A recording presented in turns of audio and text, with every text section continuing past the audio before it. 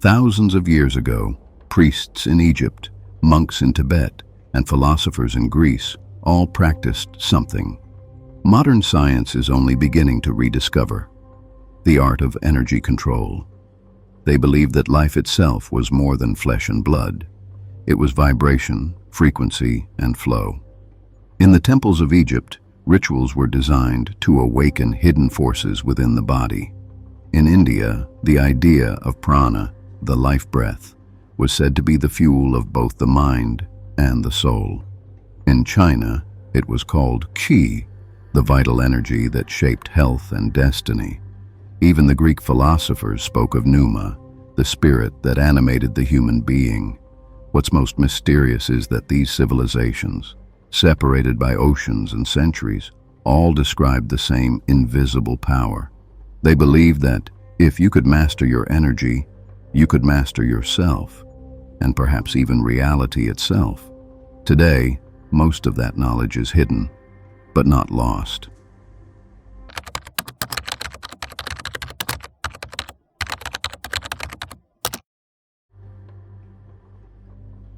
Energy has always been at the heart of human civilization.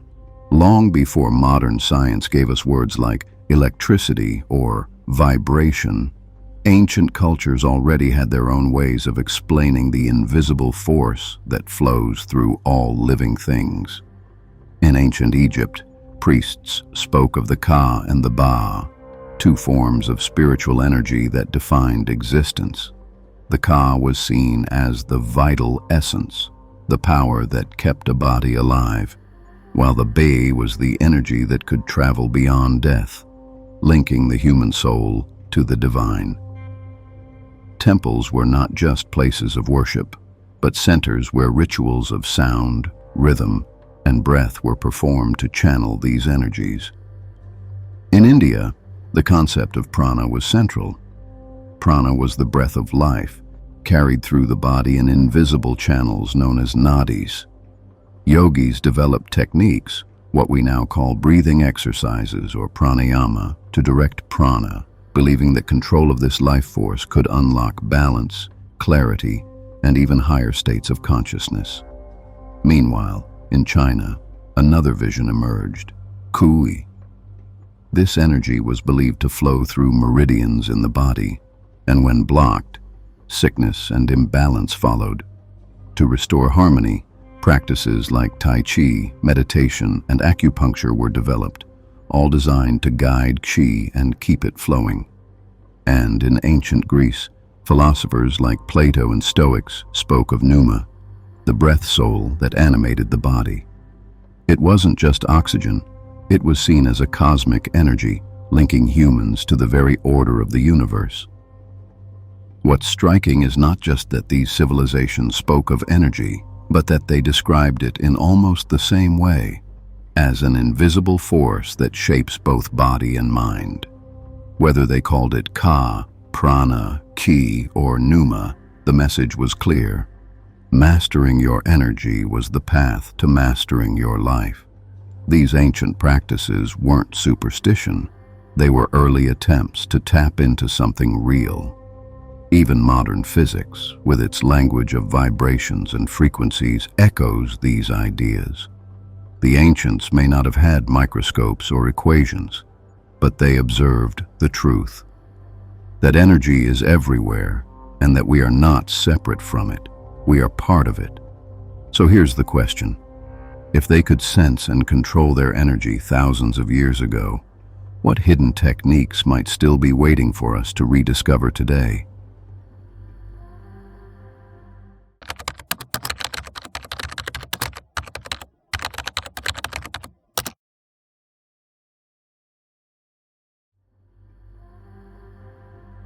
The ancients didn't just talk about energy, they built entire systems to control it. Their methods may look simple, but behind every movement, every breath, and every ritual, there was a hidden science of balance and power. One of the most universal practices was breath control. In India, this became known as pranayama. Yogis believed that each inhale and exhale could shape the flow of prana through the body, Certain patterns of breathing were said to calm the mind, while others could generate heat and awaken inner strength. Even today, scientists recognize how breath affects the nervous system, slowing the heartbeat, reducing stress, and sharpening focus. In China, energy control was woven into movement. Practices like Tai Chi and Qigong combined slow, deliberate gestures with deep breathing to guide qi. To an outsider, it might look like a gentle dance. But to the practitioner, every posture was a way of opening blocked channels, restoring harmony, and building inner power. Over centuries, these arts became more than exercise. They were paths to longevity and spiritual clarity. The Egyptians, too, used techniques hidden inside their rituals. Sound and vibration were central. The chanting of sacred words, the beating of drums, and the rhythm of ritual dances were more than ceremony. They were tools to tune the body to cosmic frequencies. Modern science shows that sound waves can alter brain states and even affect matter at a microscopic level. Could it be that the Egyptians knew in their own way what physicists are only now proving? In Greece, philosophers and healers experimented with what they called pneuma. They believed posture, breathing, and even diet influenced this life force. The Stoics, for example, practiced daily exercises to keep the body strong and the mind centered. An early form of energy discipline meant to align human life with the order of the cosmos.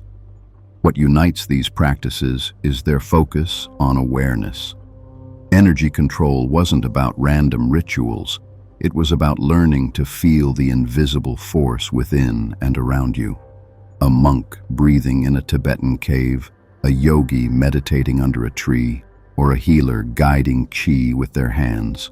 All were tapping into the same principle. Energy follows attention.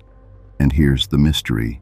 Even though these civilizations were oceans apart, they all arrived at the same truth, that your breath, your posture, your focus, and your intention can direct energy. Not in some vague, symbolic way, but in a way that changes how you feel, how you think, and even how your body responds. Today, many of these techniques survive, though often stripped of their mystery. Yoga classes in gyms, meditation apps on phones, or martial arts taught as sport. But behind these modern versions lies the same ancient promise. If you learn to control your energy, you can unlock balance, clarity, and hidden strength. The real question is, can these techniques still work for us, here and now, in a modern world of noise, stress, and distraction? Or have we lost something in translation that only the ancients truly understood?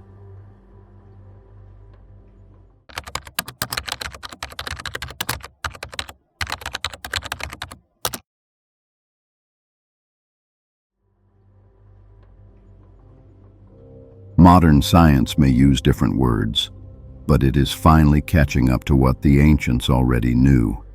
Everything is energy. Quantum physics reveals that matter, when broken down to its smallest parts, is not solid at all. It is vibration, frequency, and movement.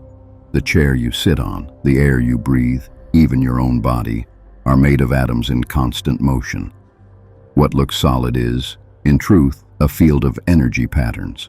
But the mystery goes even deeper. Research shows that your thoughts and emotions also carry measurable frequencies. Stress, fear, and anger create chaotic patterns in the body, while calm, gratitude, and love produce harmony. It's no wonder that ancient masters focused so much on breathing, meditation, and ritual. They were tuning their own frequency. Even the human heart generates an electromagnetic field that extends several feet beyond the body. Scientists have measured how this field shifts with emotions, influencing not just your health but even how people around you feel. Imagine, your state of mind can literally change the energy of a room. And then there's the nervous system. When you breathe deeply, meditate, or focus your attention, you send signals through the vagus nerve that calm the body, lower stress hormones, and sharpen awareness. Modern biology proves what yogis and monks practiced for centuries: control the breath, and you control the mind. So, the line between mystery and science isn't as wide as it once seemed. The ancients spoke of prana, ki, and pneuma. Today we speak of bioelectricity, resonance, and frequency. Different words, same truth. You are more than flesh and blood. You are a field of energy, and when you learn to guide it, you change your reality. But this leaves us with a deeper question. If our thoughts, emotions, and bodies are all energy, then how far can this control go? Is it just about health and balance, or something far greater?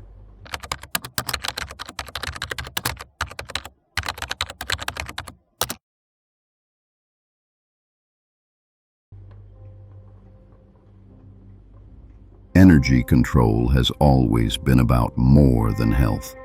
The ancients believed it could shape destiny itself. In temples, caves, and hidden schools of knowledge, they spoke of higher states of awareness, moments where human beings touched something beyond themselves. The yogis said that when prana is mastered, the mind becomes still, and in that silence, you glimpse the truth of reality.